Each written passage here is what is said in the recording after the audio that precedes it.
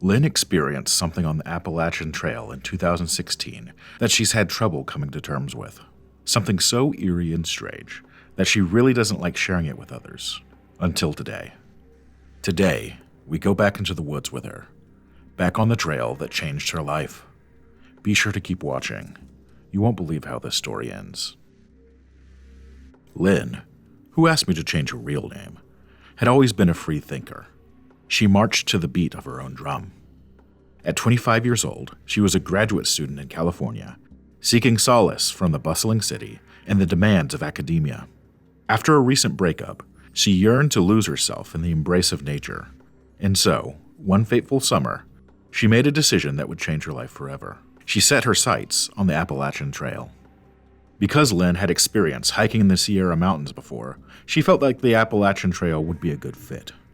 It had always been on her list of places to hike, and now seemed like a good time to get out and see the East Coast. So she packed her bags, bought a ticket, and flew out to Connecticut for a 2-week trip. With a backpack that seemed almost as big as she was, Lynn embarked on a solo journey into the wild heart of the Appalachian Trail. She had meticulously planned her trip, studied the trail maps, and had packed enough supplies to last her for her 2-week adventure. She had even arranged drop-off points for new supplies on her journey with hikers that lived in the area that she had met online. Her friends and family had warned her about the dangers of hiking alone, but Lynn was determined to prove herself. She reminded them that this was not her first solo hike, and she assured them that she would be fine. Her adventure began in early June when the woods were lush and vibrant and teeming with life. The Appalachian Trail, a serpentine path that stretched for over 2,000 miles, beckoned her with the promise of untamed beauty and unparalleled solitude, and she found exactly that. The first few days of her journey went as expected. She hiked up and down the hills and valleys of the trail, all while taking in the beauty of nature around her. It was on the 3rd day that things began to change. As Lynn ventured deeper into the wilderness, a subtle unease began to creep over her. It started with the feeling of being watched, as if unseen eyes followed her every move. She told herself that it was just her imagination, the natural paranoia that came with being alone in the woods. Still, the sensation persisted. That night, as she set up camp in a remote clearing, that feeling escalated into something more sinister. The hair on the back of her neck stood on end as a chilling breeze swept through the trees, carrying with it a distant, haunting whisper. The sound carried on the wind, and every few minutes she would hear it again. She told herself that it was just other hikers miles away, and that the hillsides and valleys must be playing tricks on her ears. Despite her rational explanation, she still slept uneasy that night, even after the sound died off early that evening. Lynn hiked another 2 days without incident, and without seeing anyone else on the trail. On the 5th night, she made camp next to a dry creek bed, and quickly made food before she lost the light of day as the sun began to descend behind the trees. As she huddled over her fire as the night chill set in, Lynn noticed the first shadow. It was off in the distance. Was it a tree? Maybe it was a bush. But why was it swaying like that? A cold chill washed over Lynn as the thought hit her that someone could be out there in the darkness. Her heart raced as she scanned the woods, her flashlight cutting through the encroaching darkness. Nothing. There was nothing but the swaying branches and the inky blackness beyond. She shook her head, trying to dispel the irrational fear that someone could be out there, watching her. That night, Lynn lay awake in her tent, her senses on high alert. Every rustle of leaves, every hoot of an owl seemed amplified, as if the woods themselves were conspiring against her. She couldn't shake the feeling that she was being watched, that unseen eyes peered through the shadows, and that something sinister lurked just beyond her campsite. As the days turned into a week, Lynn's unease grew. Maybe it wasn't such a good idea to have gone to the other side of the country and venture out into the wilderness alone. She was halfway through her trip, and she was starting to regret going on it. The trees suddenly seemed taller, and the forest now loomed over her, staring down at her, seemingly judging her for trespassing on sacred ground. One misty morning, Lynn awoke to find her campsite in complete disarray. Her gear had been scattered, her supplies strewn across the forest floor. Panic gripped her as she realized that she was not alone in the wilderness. Someone, or something, had invaded her campsite. She assumed it must have been a raccoon, or worse still, a bear. Luckily, her food bag was still hanging between the trees where she left it. She had to spend an extra few hours that morning picking up her gear and assessing the damage. Thankfully, around lunch the next day, she ran into a group of hikers heading in the same direction. They seemed excited to have run into another hiker on the trail, and, after Lynn told them about her unwanted guest the night before, they invited her to finish the trail with them. The next few days were the best days of the trip for Lynn. She hadn't realized how much she had missed interacting with people, and it was good to sit around a campfire at night and get to know them. They exchanged trail names and talked about previous hikes. One of them, a large man ironically named Little Bear, had even hiked one of Lynn's favorite trails in California. They resupplied at a little town off the trail and headed out for the last leg of Lynn's planned trip.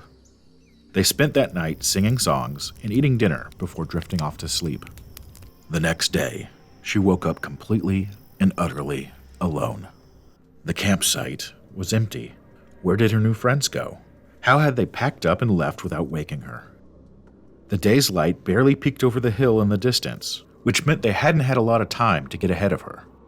Confused and saddened about being left alone, Lynn quickly packed her things and set out to try to catch up with her new friends. Within the first few hours, Lynn realized that something was very wrong. It was hard to explain, but the shadows seemed darker and the sky seemed paler. She told me that it was as if something had shifted slightly off from normal.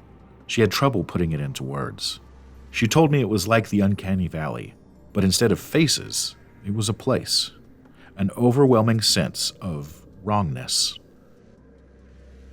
She said she began to notice strange symbols etched into the bark of trees along the trail. Symbols that seemed to form a cryptic pattern. She couldn't decipher their meaning, but they sent shivers down her spine.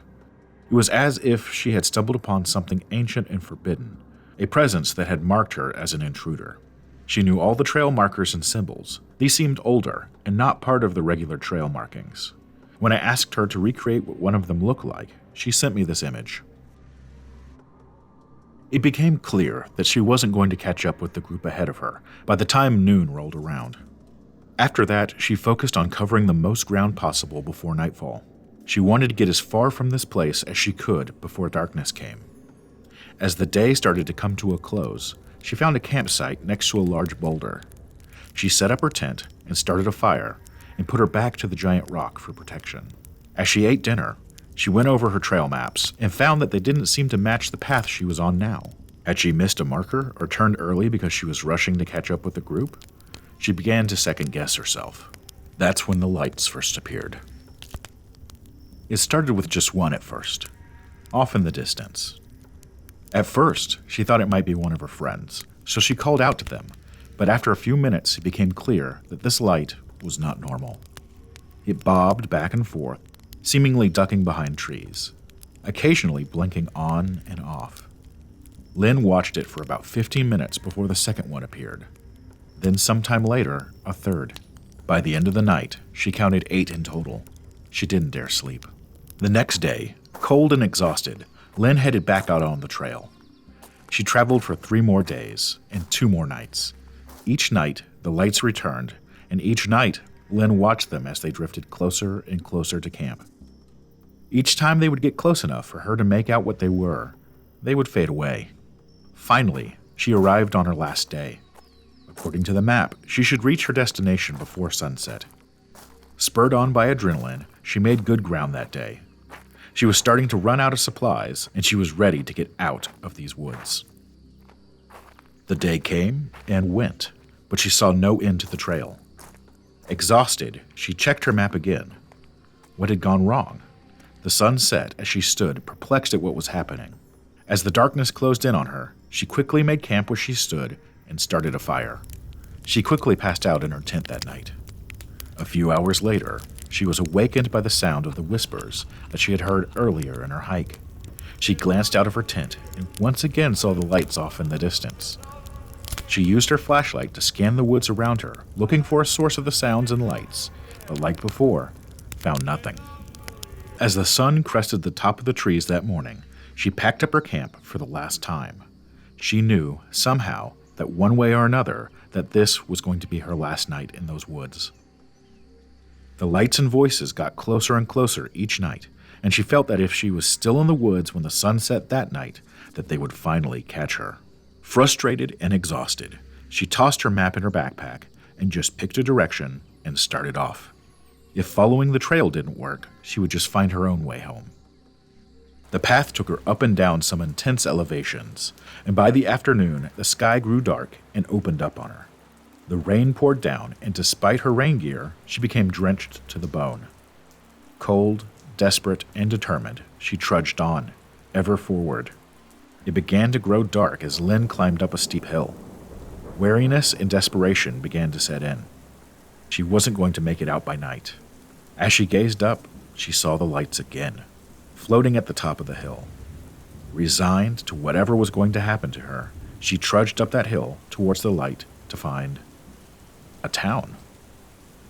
She came out on a small town main street. The rain stopped as she stood there, gaping at the town around her, the orange glow of the streetlights illuminating her surroundings. She had reached her destination. She numbly entered the local cafe and ordered a coffee and some food as the locals quietly stared at her. She was sure that they had seen thru-hikers before, but it must have been her shocked and distant expression that lured their gaze. That night, she slept soundly for the first time in about a week at a local motel. The next day, as she walked to dinner, she spotted Little Bear and the rest of her friends that she had lost on the trail. They appeared to be just arriving in town. As she ran up to them, they seemed to be surprised to see her. She asked why they had left her behind, and the response shocked Lynn. Apparently, they had woken up that morning to find Lynn missing. They said that her gear and tent were gone, and that they could not find a trace of her.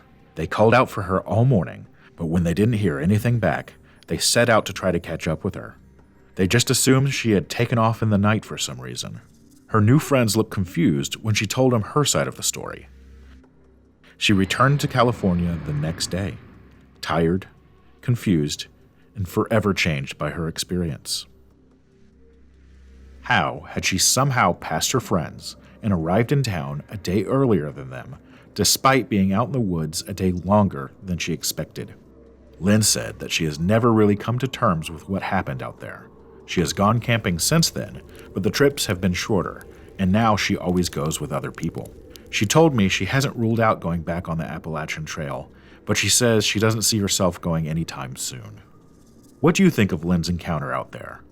Did she just panic out there in the woods and lose track of time? Or did she have an experience that was more paranormal in nature? Have you ever had a similar story? Let me know in the comments below. I want to thank Lynn for submitting her story to the Night Signal. If you have a story you want to be made into a video, you can submit it by emailing to broadcaster7@thenightsignal.com, or you can visit my website. Don't forget to like and subscribe if you enjoy our content. Your support helps keep the Night Signal broadcasting. And as always, this is Broadcaster7 asking, are you receiving the Night Signal?